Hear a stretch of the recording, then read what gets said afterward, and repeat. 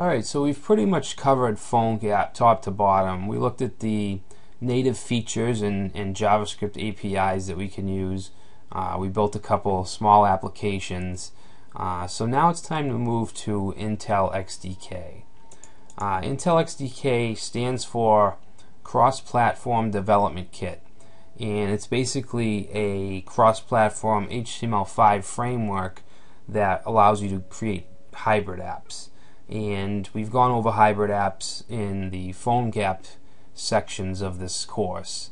It's basically web apps that are built with HTML, CSS, JavaScript, and they're put through a container that can kind of wrap them up and spit them out as a native app.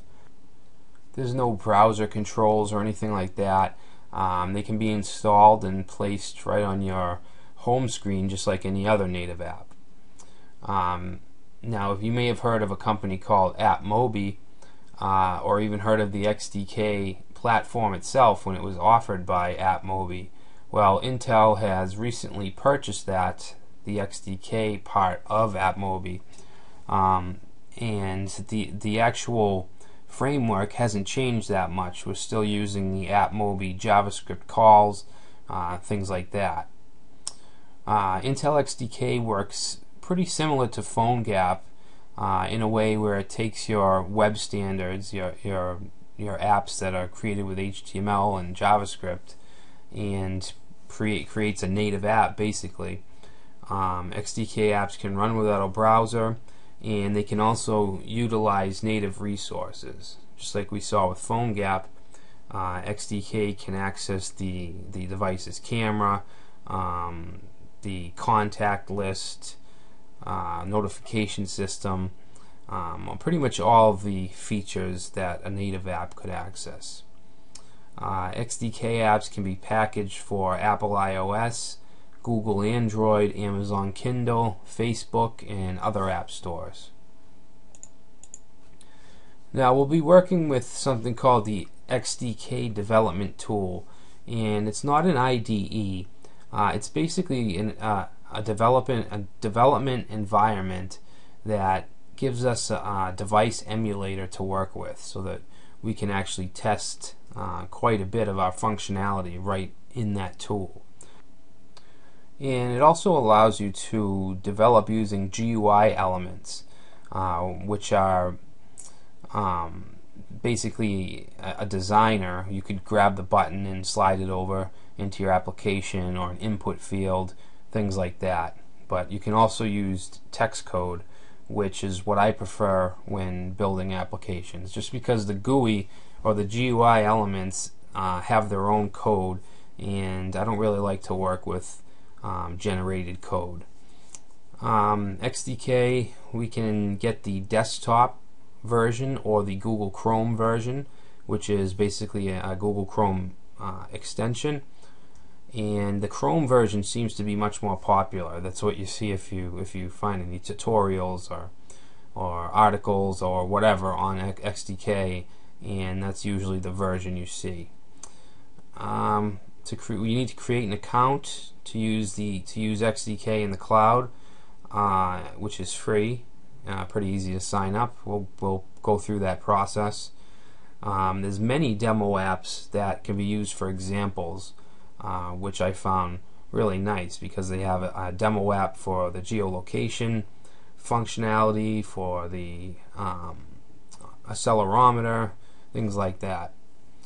And it uses Chrome's debugging tools, which are always very helpful, and it also offers some testing tools. So here's what the XDK Development Tool looks like. In this particular image, it looks like we're developing a game, and the iPad device is chosen, and it's the landscape view. You can easily change devices up here. You can use an iPhone or an Android device. You can change the positioning.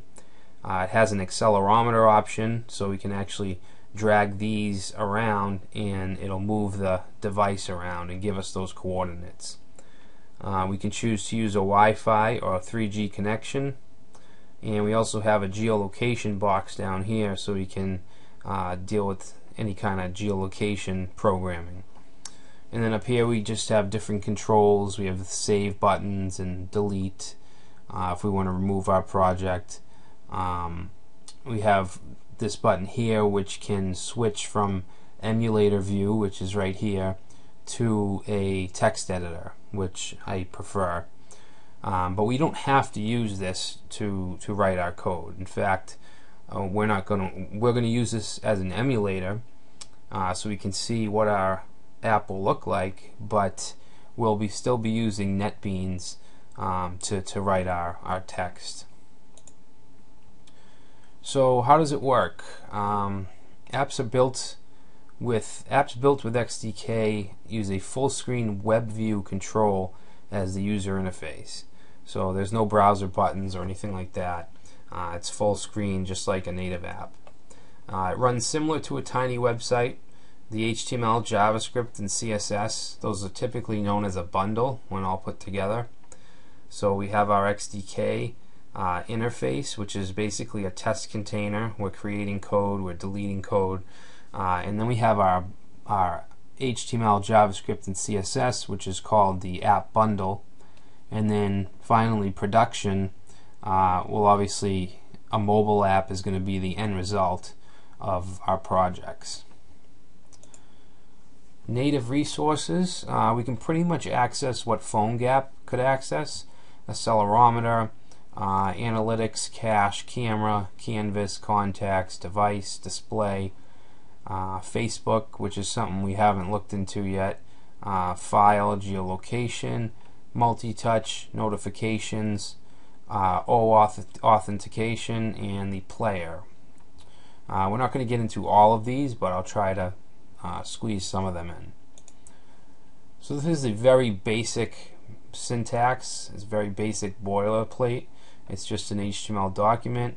We're including this appmobi.js file. Let's see what we need. We have an add event listener, just like we did in PhoneGap, except we're looking at the appmobi.device.ready event. All right, now when that's fired off, we're going to fire off the on-device ready function, which we have here, and we could then insert our code here. Alright, so Intel XDK help resources. We have the main website, which is HTML5 dev-software.intel.com. We have this link to the JavaScript APIs, which are extremely helpful, and we have some help videos available here at the software.intel.com website. There is a lot of great documentation on this site, but there's not too many things out there as far as third-party tutorials or anything like that. So you basically be using these sites for your research. But like I said, there's a lot of good documentation, and plus you're going to have this course under your belt, so you'll be fine. So that's it. Now we can get to setting up our environment, getting the XDK platform ready so we can build some apps.